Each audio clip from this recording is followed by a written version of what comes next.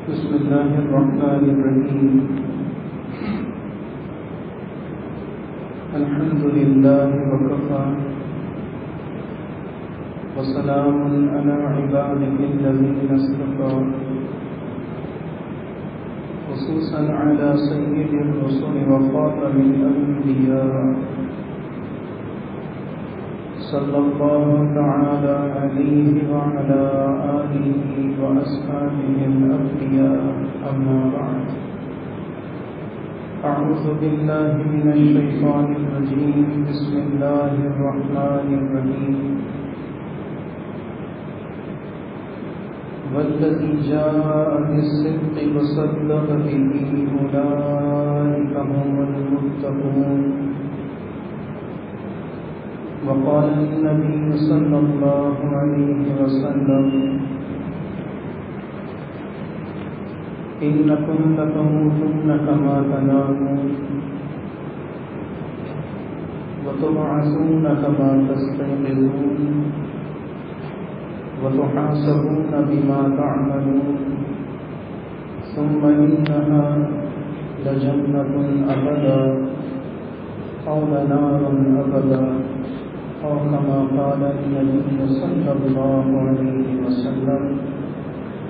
اللهم صل على سيدنا محمد وعلى آل وأصحاب سيدنا ومولانا محمد أفضل صلواتك بعدد معلوماتك وبارك وسلم عليه صلاة دائمة متصلة تتوالى وتدوم. میرے عزیز مسلمان بھائیوں، بچوں، اللہ تبارک و تعالی نے ہمارے نبی حضرت محمد مصطفیٰ صلی اللہ علیہ وسلم کے ذریعے جو شریعت ہمیں عطا فرمائی، اس شریعت میں ہمیں لا الہ الا اللہ محمد رسول اللہ کا کلمہ عطا فرمایا. اس کلمہ پاک میں دو ٹکڑے ہیں. اول توحید کا ٹکڑا ہے اور دوسرا رسالت کا ٹکڑا ہے. توحید کے ٹکڑے میں مزید دو ٹکڑے ہیں. نمبر 1 لا الہ کہ نہیں ہے کوئی معبود، اور دوسرا ٹکڑا الا اللہ سوائے اللہ کے. توحید کے اس ٹکڑے میں اگر غور کرو تو ایک بات سمجھ میں آتی ہے کہ اللہ کے سوا کسی بھی چیز کو، شخص کو، کسی بھی اعتبار سے الہ نہ ماننا یہ ضروری ہے. ضروری اس وجہ سے کہ اس سے اس ٹکڑے میں اولیت حاصل ہے، یعنی کہ کوئی معبود نہیں. گویا کہ تمام آلہہ باطلہ کی تکذیب یہ ضروری ہے. جب تک آلہہ باطلہ کی تکذیب نہیں ہوتی تب تک الا اللہ کا اس بات نہیں ہوتا. نہیں ہے کوئی معبود سوائے اللہ. اس سے معلوم یہ ہوتا ہے کہ اللہ تعالیٰ ہم سے اولیت کے اعتبار سے تکذیب کروانا چاہتے ہیں تمام آلہہ باطلہ، اور یہ اس وجہ سے بھی ضروری ہے کہ جب تک کسی چیز کی تکذیب نہیں کی جاتی اس بات کا پہلو اجاگر نہیں ہوتا. مثلا اس وقت دن نکلا ہے، آپ سے کہا جائے کہ دن نکلنے کی علامت کیا ہے، آپ کہیں گے کہ سورج نکلا ہے. سورج کے نکلنے سے بے شک نہیں نکلا، لیکن آپ کے اس جملے میں ایک اور جملہ بھی چھپا ہے، ایک چھپا ہوا جملہ. اور وہ جملہ یہ ہے کہ آپ گویا کہ یہ کہہ رہے ہیں کہ دن ہے رات نہیں ہے. رات کے نہ ہونے کی گویا کہ آپ نے جب تک یقین نہیں کیا تب تک دن کے ہونے کا یقین نہیں ہوا. جب آپ یہ کہتے ہیں کہ رات نہیں اور دن ہے تو اس کا مطلب ہے کہ آپ اس وقت رات کو جھٹلا رہے ہیں اور دن کی تصدیق کر رہے ہیں. تو یہ تصدیق پہلے ضروری ہے، بعد میں اس چیز کا اثبات ہو رہا ہے. اسی طرح کلمہ طیبہ لا الہ الا اللہ کی تصدیق تمام آلہہ باطلہ کی یہ اولین ضرورت ہے. اور پھر اس کے بعد جب الا اللہ کا اثبات یعنی کہ تصدیق کی جاتی ہے تو وہ تصدیق فقط قولی نہیں ہوتی، زبانی نہیں ہوتی، بلکہ اس کے اندر دل کی تصدیق کی مہر لگی ہوتی ہے. جب دل کی تصدیق کی مہر لگ جاتی ہے تب جا کر بندہ مصدق بنتا ہے، تصدیق کرنے والا بنتا ہے.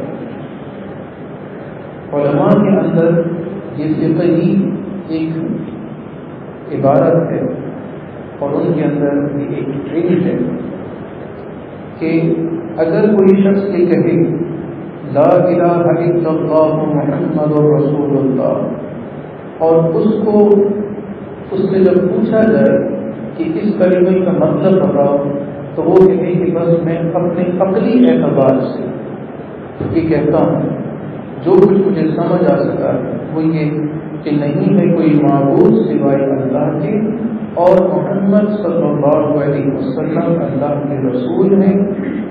میں عقلی اعتبار سے سوچ سکتا ہوں، سمجھ سکتا ہوں اور اسی کو میں بیان کر رہا ہوں. اگر کوئی شخص محض عقل کے اعتبار سے یہ کہے اس کلمے کا مطلب اور شرح تو پھر اس کے عقلی طور پر یہ پڑھنا قابل قبول نہیں ہے.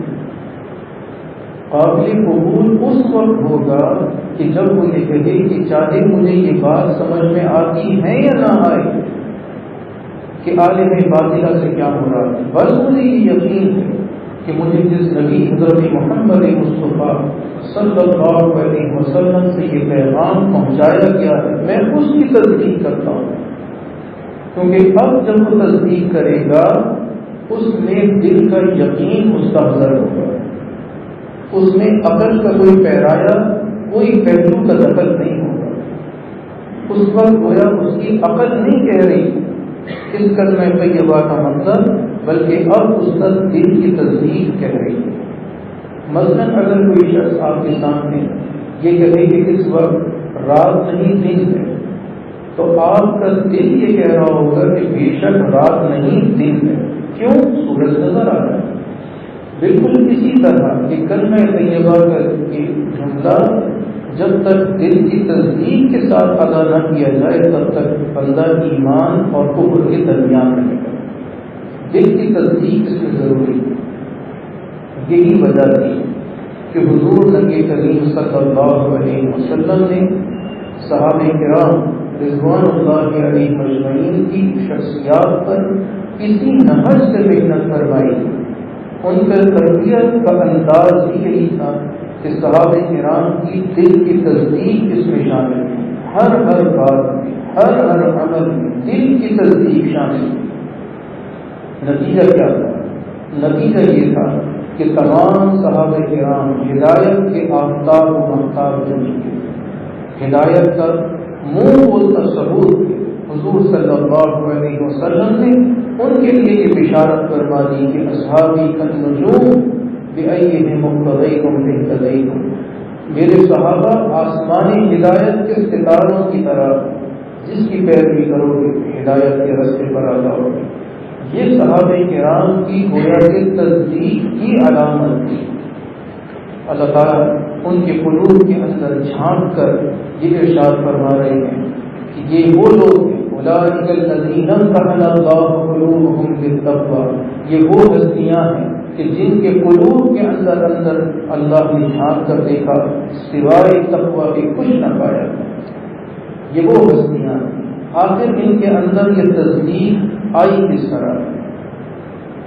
یہ تصدیق جو کہ اللہ تبارک و تعالیٰ کے وحدہ لا شریک ہونے اور رسول اللہ صلی اللہ علیہ وسلم اللہ کے خاتم النبیین ہونے کی تصدیق جو ان کے اندر ہے وہ اس وجہ سے کہ حضور صلی اللہ علیہ وسلم نے ان کی تربیت کی خاطر پچھلی امتوں کے واقعات سنائے اور ان واقعات کے ضمن میں ان کی تربیت کو یا کرنا. مثلاً ایک واقعہ سنا کہ بنی اسرائیل میں ایک نوجوان کبل اس کا نام، انتہائی عیاش مگر امیر انسان، ہر رات ایک عورت سے بے حیائی کر کے وصول ہے. ایک رات ایک مجبور عورت اس کے گھر کی دہلیز پر آ گئی.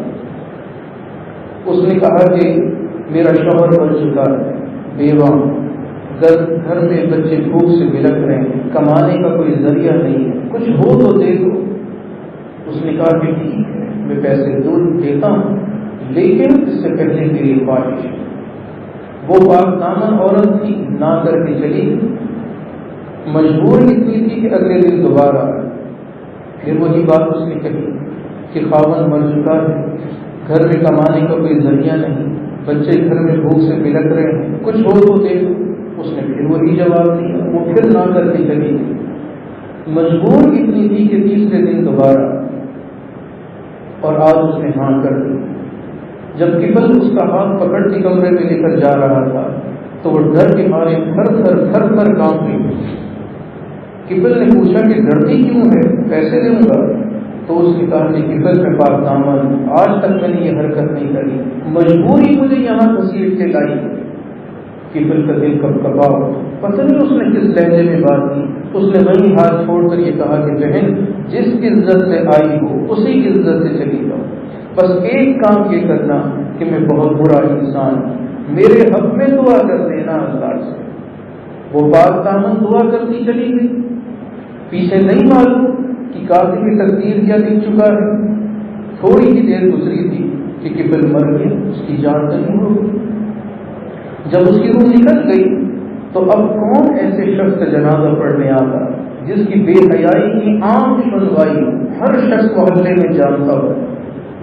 تو اللہ تعالیٰ نے اس کی مغفرت کا اعلان اس انداز سے کیا کہ گویا فرشتوں کو بھیج کے یہ فرمایا کہ جاؤ اس کے دروازے پہ لکھ دو کہ یہ وہ کبل وہ طائف ہے جس کی توبہ اللہ نے گزشتہ رات قبول فرمایا.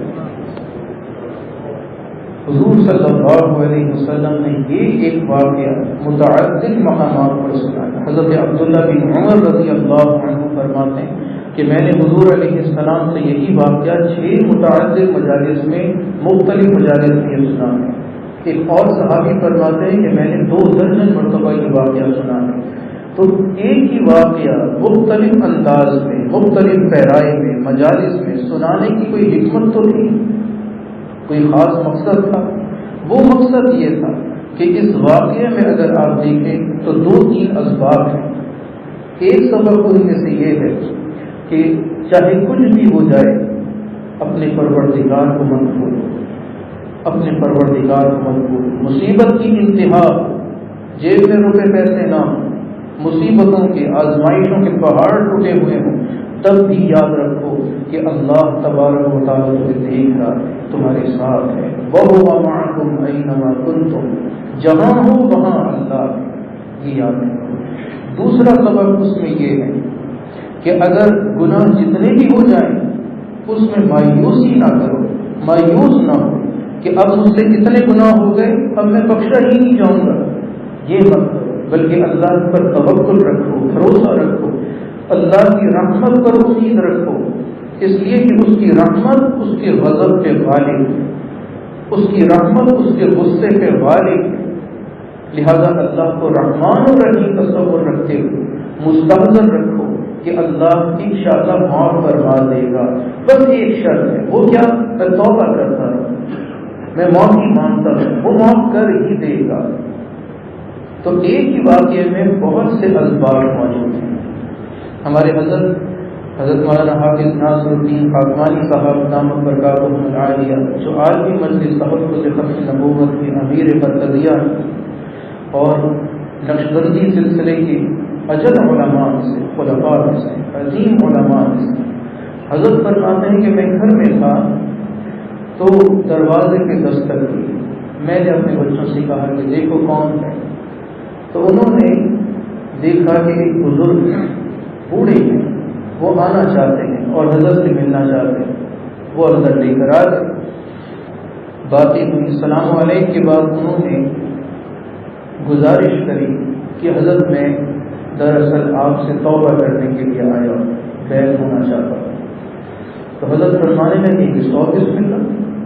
تو وہ عرض کرتے ہیں کہ حضرت میں بس ایک گزارش پوچھتا ہوں، وہ یہ ہے کہ کیا مجھ جیسے کی توبہ ممکن ہے جس نے اتنے گناہ کیے ہوں اور ایک ہی گناہ پر مصر رہا، بار بار بار بار وہ گناہ دہرایا، کیا میری توبہ ممکن ہے؟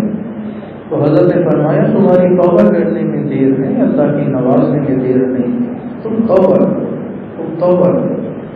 وہ آگے سے پھوٹ پھوٹ کے رونے لگا، کہتا ہے کہ حضرت میں دراصل گزشتہ زندگی میں ڈاکو تھا، ڈاکہ ڈالا کرتا تھا، چوریاں کرتا تھا، کیا مجھ جیسے کی توبہ ممکن ہے؟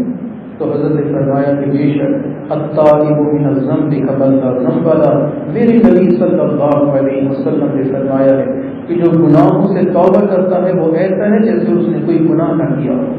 تم توبہ کرو، چاروں کا چار وہ توبہ کرتا ہے، بیعت کریے۔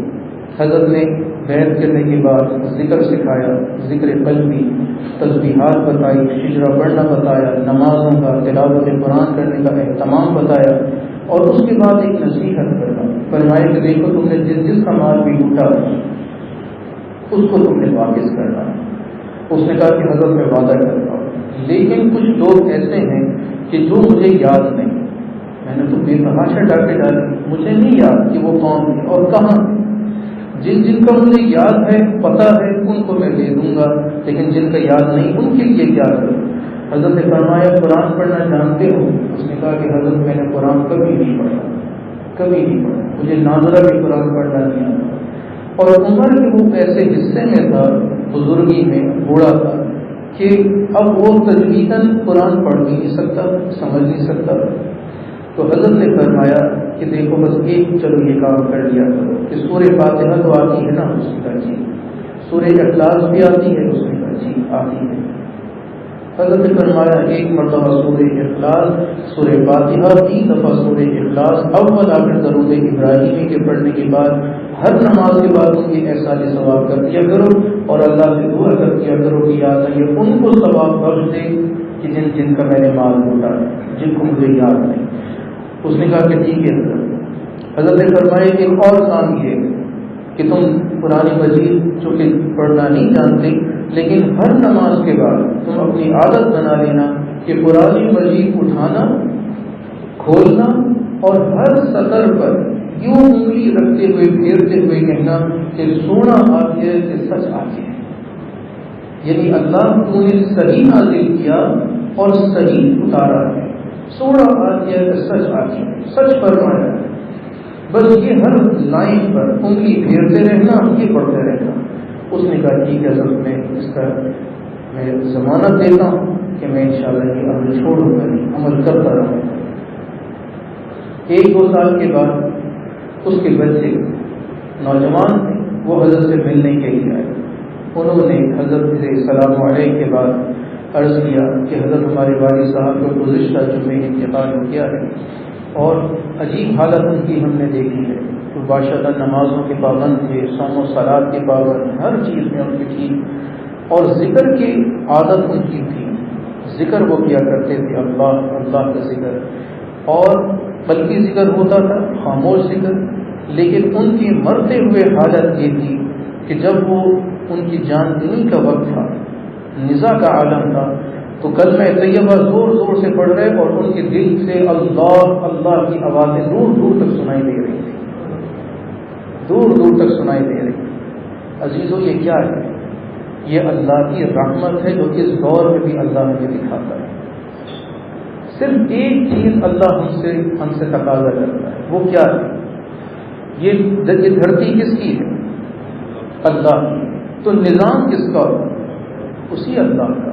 یہ جسم کس کا ہے؟ اللہ کا. تو اس پر نظام کس کا چلے؟ اللہ کا. بس یہ جب جسم اللہ کا ہے تو نظام بھی اسی پروردگار کا ہوگا، اسی اللہ کا ہوگا. بس یہ اللہ ہم سے یہ چاہتا ہے. یہ اس کو کہتے ہیں وفاداری، اس کو کہتے ہیں کمٹمنٹ. جب کوئی اس دور میں اللہ تبارک و تعالیٰ کے سامنے کمٹمنٹ شو کر دے، یہ وفاداری بتا دے کہ یا اللہ کوئی تیری عبادت کرتا ہے کرے، نہیں کرتا نہ کرے، میں ضرور کروں گا، چاہے کچھ ہو جائے میں نہیں چھوڑوں گا، تو پھر ایسا شخص اللہ کا وفادار کہلاتا ہے. اور ایسا وفادار شخص اللہ کی رحمت کا امیدوار رہتا ہے ہر لمحے ہر لمحے. میں ایک چھوٹی سی مثال دیتا ہوں. 1857 کی جنگ آزادی تھی. اس جنگ آزادی میں انگریزوں نے مسلمانوں کو تحت کیا.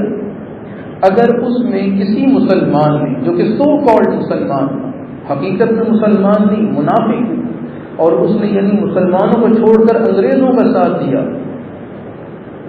اس جنگ کو جتوانے کے لیے، تو جب وہ انگریز قابض ہوئے ہیں تو اس سو کالڈ مسلمان کو کیا الاٹ کیا ہے؟ جاگیریں الاٹ کی ہیں. یہ جدی پشتی نواب نہیں تھے، یہ انگریزوں کے نواب بنے، انگریزوں نے ان کو نواب بنایا. مرزا غلام قادیانی، جس نے قادیان میں نبوت کا جھوٹا دعویٰ کیا، وہ شخص وہ اپنے باپ کے بارے میں، غلام مصطفیٰ کے بارے میں کہتا ہے کہ میرے باپ نے انگریز کی مدد کی خاطر 50 گھوڑے دیے تھے اس کو، انگریزوں کو، تاکہ انگریز میری وفاداری، میرے باپ کی وفاداری کے عوض اپنے دربار میں کرسی عنایت کرے. اور انہوں نے کرسی عنایت کری. اور پھر اس کے بعد پھر کیا ہوا کہ ہندوستان کی دھرتی پر کسی مرزا غلام قادیانی نے نبوت کا جھوٹا دعویٰ کر کے امت کے شیرازے کو بکھیر کے رکھ دیا. ختم نبوت کے عقیدے پر ڈاکہ ڈالا ہے. قادیانی لوگ، احمدی لوگ، لاہوری فرقہ، یہ وہ سب لوگ جماتے ہیں کہ جو مرزا غلام قادیانی کو یا تو نبی مانتے ہیں یا اس کو مہدی مانتے ہیں، یا اس کو کوئی ایسا مقام دیتے ہیں کہ جو معصوم عن الخطا کے زمرے میں آتا ہے.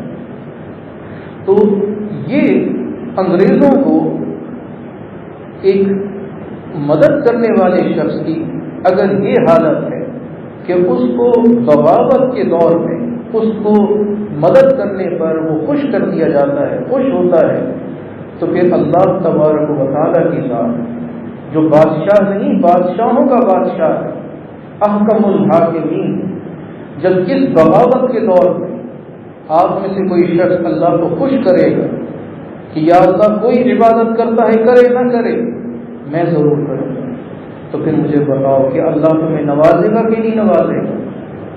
اللہ کی رحمت جوش میں آ کر کہے گی، جوش میں آئے گی اور آپ کو اپنی رحمت میں ڈھانپے گی.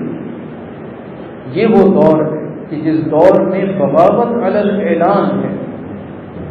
حضور نبی کریم صلی اللہ علیہ وسلم کی سنتوں سے اعراض ہے، ان کی ختم نبوت پر کے عقیدے پر ڈاکہ ڈالنا عام ہو رہا ہے.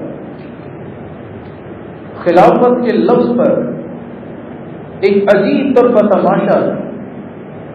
شریعت کی بات کرنے پر زبان پکڑی جاتی ہے. حضرت امیر شریعت عطا اللہ شاہ بخاری رحمہ اللہ تعالیٰ فرماتے تھے جو کہنا چاہوں تو زبان پہ ہیں پہرے، جو کہہ بھی دوں تو میرے سامنے ہی ہے بہرے. تو اس جملے کو حضرت مولانا ڈاکٹر علامہ خالد محمود صاحب رحمہ اللہ تعالیٰ فرماتے تھے کہ میں نے جب حضرت عطا اللہ شاہ صاحب سے یہ جملہ سنا تو میرے دل سے ابتدا ہو گئی، کیونکہ حضرت امیر شریعت ایک پاؤں ریل میں اور ایک پاؤں جیل میں ہوتا تھا. تو حضرت فرمانے لگے کہ میرے دل سے یہ آواز اٹھی کہ اگر کہنا چاہوں تو زبان میں ہیں پہرے، کہہ بھی دوں تو سامعین ہیں بہرے، اور اگر کہہ کے چلا جاؤں تو منزل ہیں کٹہرے، تو منزل ہیں کٹہرے. حقیقت یہ وہ دور تھا جس دور میں یہ علماء پر یہ ستم گری کی جاتی تھی. عزیزوں، یہ وہ دور ایسا ہی ہے کہ جس دور میں ہمیں اپنے پروردگار کے ساتھ، اپنے نبی صلی اللہ علیہ وسلم کے ساتھ ایک وفاداری کو ظاہر کرنا، اور وہ وفاداری کا تعلق دل کی تصدیق سے شروع ہوتا ہے۔ دل کی تصدیق سے مراد یہ ہے کہ شریعت کے جتنے بھی احکام ہیں ان پر بندہ اطمینان قلب کا اظہار کرے، مطمئن ہو اپنے پروردگار کے ہر حکم میں، جو کچھ اس پہ چل رہا ہو، چاہے وہ آزمائشوں میں سے ہو چاہے وہ رحمتوں میں سے ہو، اس پر بندہ شاکر ہے، صابر ہے، اللہ پر صبر کے ساتھ شکر کے ساتھ چلتا رہے، توکل رکھے۔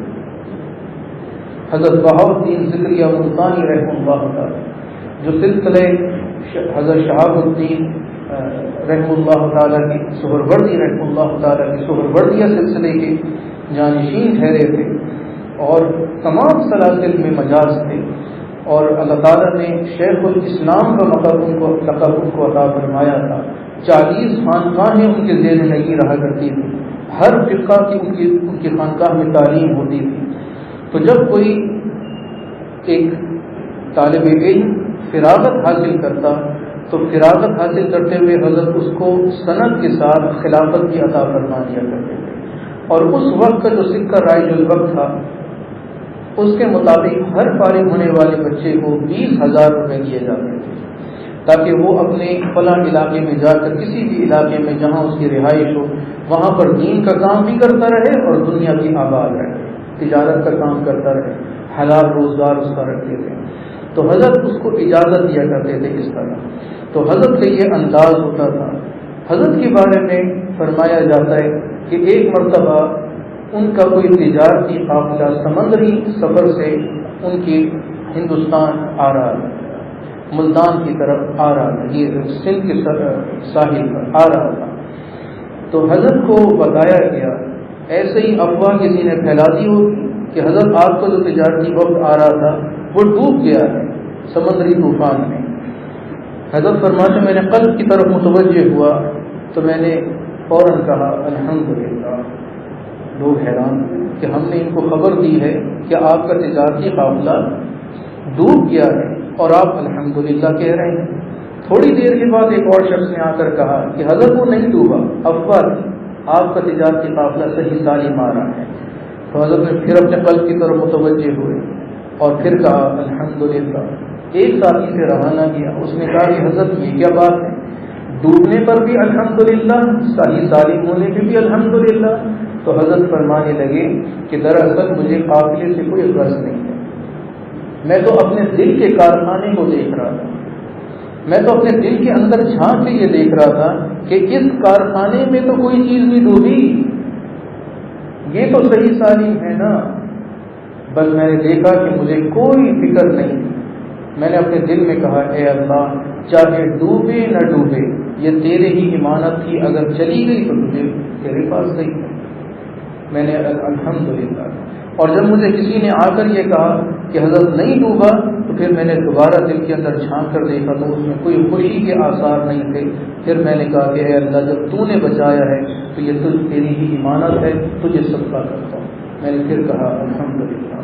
تو میرے عزیزوں، یہ دل کی نگہبانی، دل کا خیال رکھنا، یہ اولین ضرورت ہے ہر مسلمان کی۔ حضرت شیخ سعدی رحمہ اللہ تعالیٰ فرمایا کرتے تھے دل بدستاور کہ حج اکبر، اگر دل صحیح سالم ہے، دل کی اصلاح ہے، دل تمہاری گرفت میں ہے تو پھر سمجھ لو یہیں بیٹھ کر حج اکبر کا ثواب پا سکتے ہو۔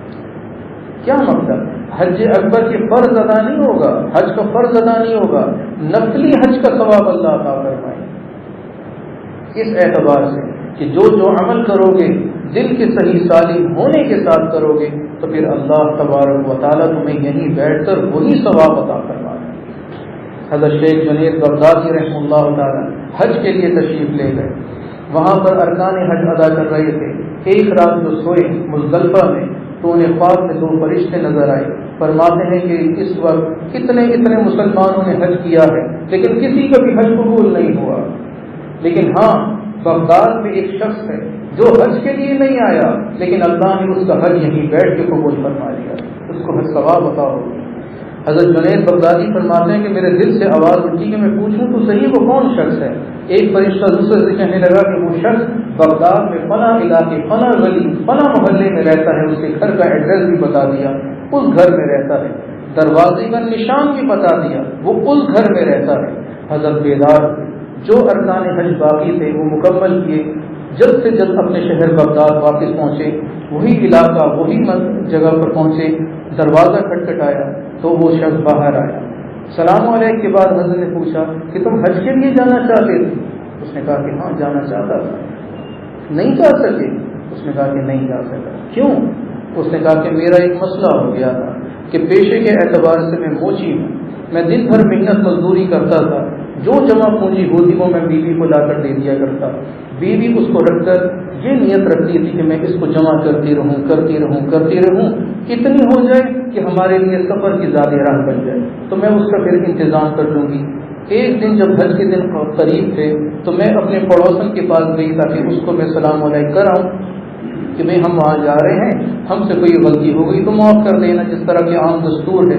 تو میں جب گئی ہوں تو وہاں دیکھا کہ گدھے کا گوشت پڑا ہے, گدھے کا گوشت, اور ایک بوڑھی خاتون پڑوسن اپنی بچیوں سے کہہ رہی ہے کہ وہ گدھے کا گوشت ہانڈی میں ڈال کے پکا لو کیونکہ بچے بھوک سے بلک رہے ہیں.